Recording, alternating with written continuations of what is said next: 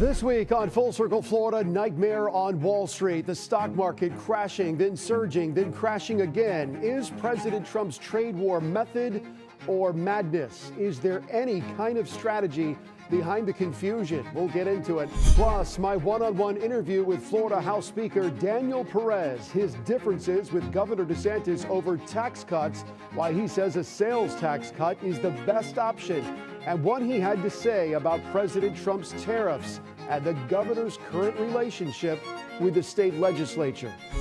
Welcome everyone here to Full Circle Florida. Hey, remember that time when the president's national security team used a texting app to talk about bombing Yemen and then invited the editor of the Atlantic magazine to the chat group to listen in on exactly when, where, and how the missiles were going to drop? Yeah, no one's talking about that anymore. That was 2 weeks ago. Now they're talking about this, the confusion over the president's trade war with the rest of the world. This week, the president paused some of the tariffs except for China, where he doubled down. It's all part of a larger strategy to renegotiate America's trade deals in this global economy in which President Trump, and to be fair, in the past, some pretty prominent Democrats, including President Barack Obama, have argued it's not only unfair but dangerous. The question many are now confronting in this world of Trump is how the president is going about it all. Is it the art of the deal, or is it rule by chaos and hope that China blinks first? Either way, you need a plan, and this week I talked about that with Bill Dendy from Raymond James. So how do we know that this trade war is working, or when will we know if it's not working, and how long do you think that that's going to take? Time will tell how this works out. And unfortunately, a lot of us want to know the answers right now, especially the stock market. The one thing the stock market does not like is uncertainty. And Trump has created a lot of uncertainty. And what will tariffs be today, next week? I mean, it's like you can't do long-term planning at the moment. And that's what the market is responding to. However, just as we saw with Canada and Mexico, Trump seems to be using this to bring people to the table. And just today, he said Korea and other countries are eager, China eager to visit and come to the table and talk to him about making some changes. And it's not just tariffs. It's not tariff for tariff. Trump is addressing barriers to entry. The results very well could be positive. However, time will tell. And in the interim, this gamemanship, which requires both sides to be able to push and go all in and make full bets, is kind of like watching a high stakes poker game. And for a lot of us, we feel like we're playing with our dollars. And so it feels uncomfortable. However, if the end result is achieved, it could be a very positive thing for the United States and a very positive thing for future trade. On the flip side, if we don't reach agreements, if we have tariffs met by tariffs, we could be in for a very rough economic time. It could be the thing that brings us into a recession, and that's what a lot of economists are concerned about right now. So it sounds right like now, I think Trump's going to do it. I think he's going to try to negotiate because he's watching the stock market as well. But go ahead. So yeah, I mean, it sounds like depending on where you are in life, with your age and your finances, that will determine how you play this for the time being. But it does sound like this is very much a take it day by day, week by week, step by step, and see where things are. You just have to ride this out. Well, if you didn't like the 15% drop that we've seen so far from our highs, you're certainly not going to like a 30 or a 50% drop like we saw in the year 2000 or the year 2008. We're still relatively all-time high in the stock market, as well as some reasonably good returns for fixed income. It still may be a good time to readjust the portfolio. And if you're not comfortable doing it yourself, it's a great time to talk to that certified financial planner or a CPA trained in this area to talk to you about what do you need from your investments and have you gotten a bit more aggressive than you need to be. Well, and I know this gets into a deeper area, but I mean, the difference between 2008 and now was 2008 was a reaction to an overvalued real estate market and some questionable loan practices for those who don't remember that, the so-called adjustable arm loans and all of the things that were happening to create that real estate bubble. This time, I mean, this comes down to policy of one president. And that's, I guess, where people are looking for and you're not going to know until you know it. This seems like very much kind of a fog of war kind of scenario where you're not going to know what progress or success looks like until it actually unfolds or until we get some sort of major breaking news moment that something has been renegotiated, something substantial. It sort of feels like we're feeling our way through a dark room, and one guy's kind of calling the shots here, and that's the president. That's right. And this really may be Trump's legacy. If he pulls it off, it's going to be, he's a hero. People are going to love the fact that he was able to negotiate in a tough way. If it doesn't work out, you're going to have those who say he pushed us into a recession. He's putting all of his chips on the table here. He's pushing in hard. We'll see how it works out. But there are those who are saying it shouldn't have been one person taking us all to the tables. That will be worked out in other things. For now, how does it impact us with our investments? We want to make sure that we're positioned to where we will prosper no matter which way things go in the future. All right, Bill Dendy with Raymond James. Appreciate your insight as always. Thank you, sir. God bless you. Always a pleasure. Next on Full Circle Florida, does Congress have any power over tariffs, and is there any check on the president's power to wage a trade war with the rest of the world? Dr. Susan McManus joins me next. Welcome back in, everyone. Let's bring in our political analyst, Dr. Susan McManus, on another busy news week. All right, let's talk about the president's unchecked power when it comes to waging this trade war and how it's played out so far. And I guess this goes back decades because Congress has been giving presidents increasingly more leeway and power over the years to impose tariffs. Why did they do that? Well, things change. I mean, nothing stays the same. And actually, the first tariff was 1789. George Washington was president. And it usually boils down to national security, some sort of emergency, the need to raise money, and of course the need to protect American industry and promote American industry. So the trade gaps, those have been the traditional reasons for having tariffs. And over time, Congress has just ceded more and more and more of the power to the president. And over time, are we talking about in the last couple of administrations? Has this been a recent thing as globalism has become the model for the economy? It goes back much farther. Okay. How quickly we forget historically that some of the things we're seeing, the first tariff was because there was too much imbalance in the trade between England and the new America who needed money and their businesses were just growing. Some things don't change. So right from the beginning. Meanwhile, there actually is a bipartisan bill in the Senate, and 7 Republicans who have become increasingly nervous about the consequences of the tariffs have signed on to it. It would give Congress the ability to basically check or even reject the president's tariffs on any particular country. Where does that stand, and does it actually have any chance of seeing the light of day? It's getting a lot of attention, but by everyone's account, it's not going to see much of the light of the day. But the point is, it's being talked about. Why will it not see the light of day? Because it would have to pass both the House and the Senate. It's in the Senate.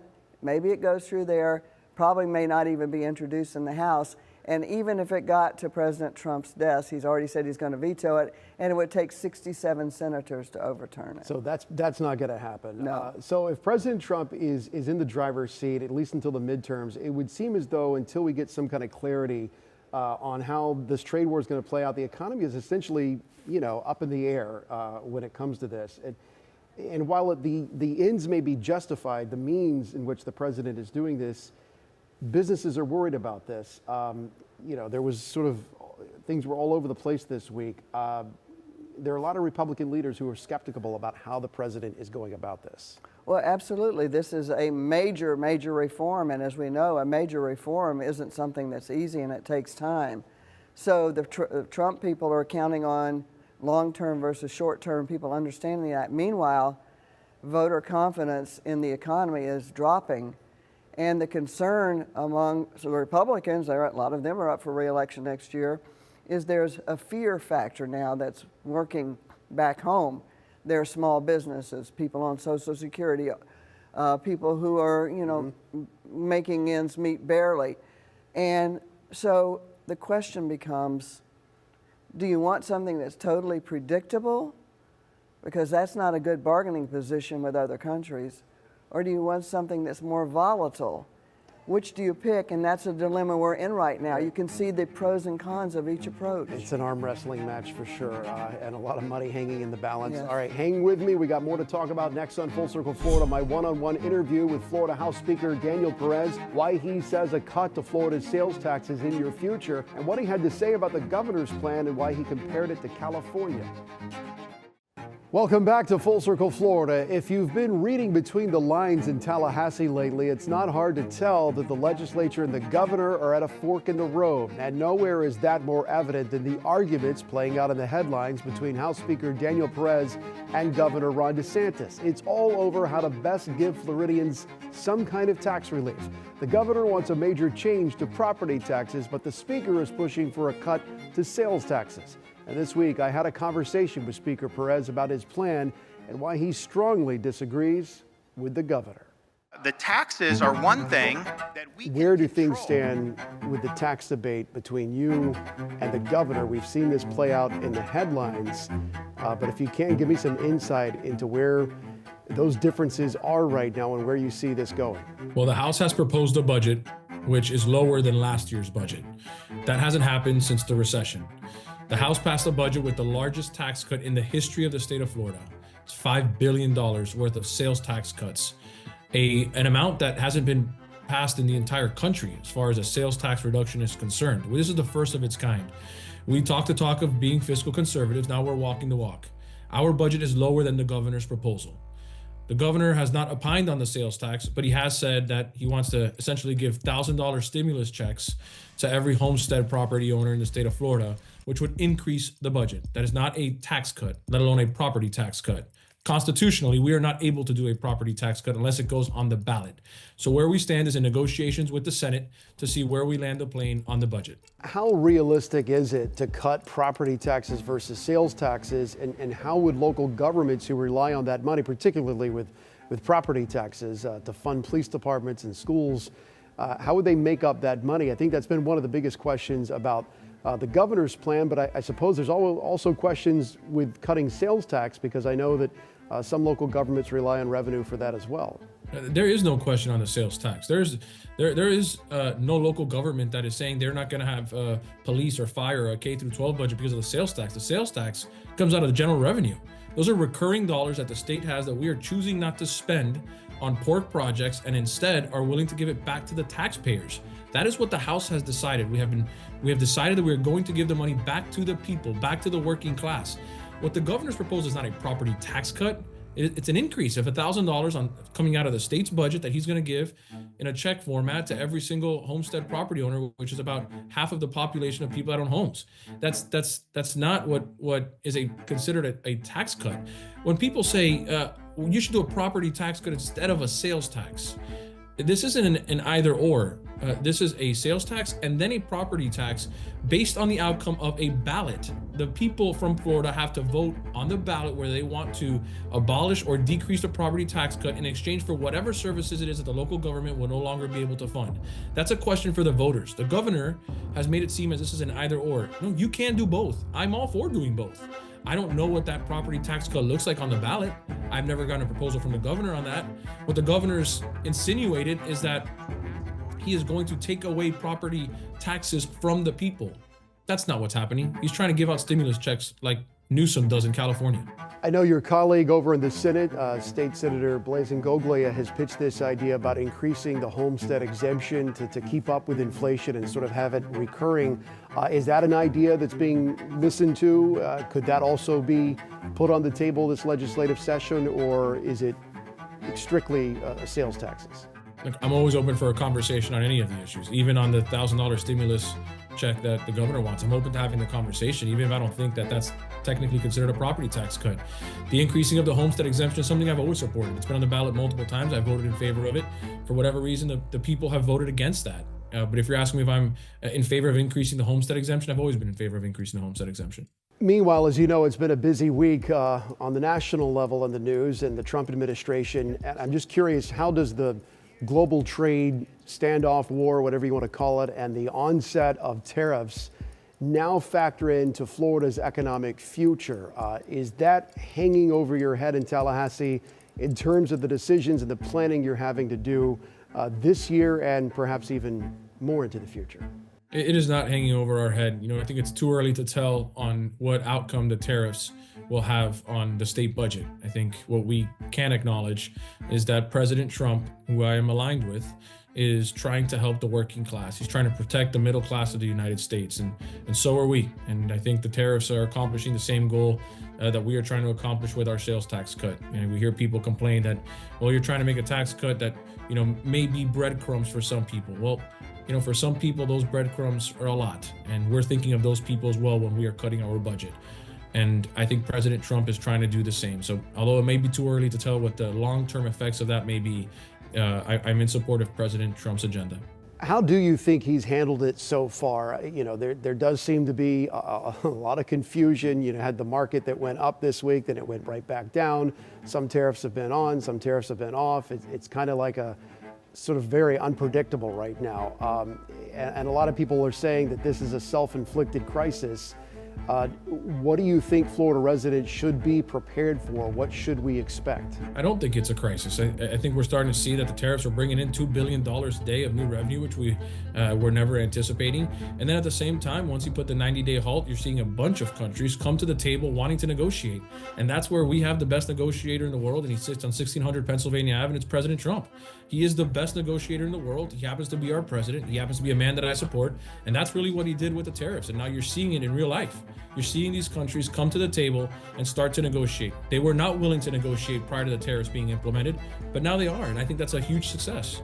And finally, has there been a power shift in Tallahassee away from Governor DeSantis? I mean, there was a day where he would essentially just say, this is what I want. The legislature would do it. It does seem like there's now, a real actual negotiation between the House, the Senate, and the governor's office when it comes to crafting legislation and which bills make it and which bills don't. Look, Tallahassee is a three-legged stool. You have the Senate, you have the House, and you have the governor's office.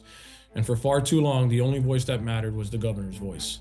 And although I do want the governor's voice to matter, and it matters today, it matters to me, it matters to the House, it matters to the Senate, I also want the House's voice to matter as well. And I know President Albritton wants the Senate's voice to matter as well. We are three co-equal branches of government. For the first time since I've been here, I feel confident that we are actually equal. That was my goal. I wanted to make sure that the House has a voice, and we have a voice. And bottom line, Speaker, do you think that Florida residents will get some kind of tax relief in some kind of form after this legislative session? If the House has anything to say about it, 100% yes. I guess that's a question for the Senate to decide if they want to jump on board. And I know President Albritton has the best intentions, and I know he wants to get there. And then we'll see what the governor decides to do, whether he decides to veto it or not. I haven't had those discussions with him yet, but only time will tell. House Speaker Daniel Perez, thank you for your time. Appreciate it. Next on Full Circle Florida, our final thoughts on the week that was and what we should be paying attention to in the week ahead. Dr. McManus back with us next. Welcome back as we bring Dr. Susan McManus back in here with us. Okay, final thoughts on this busy week, and the clock is ticking in Tallahassee. This week was all about tariffs, but next week the focus is going to be in Tallahassee because there's only a couple more weeks before the legislative session ends, and now they're into the hardest part of all of it, and the one thing they have to do is to pass a budget. They're all Republican control in both, but believe me, there's massive fights. Everybody's fighting for their own district. Well, in my interview, you saw Daniel Perez say that they're going to have some kind of tax relief if it's up to him, but are they going to get all this done in time? A big question, because if they have to go into extended session, that looks bad on them that they couldn't get the job done, because the tradition is every day that you're in extra session, somebody is counting up how much taxes that's costing, in tax dollars that's costing people. Time is money, money is time. Dr. Susan McManus, always great to have you here. And thank you for watching us here on Full Circle Florida. We'll see you again next week. Have a good one.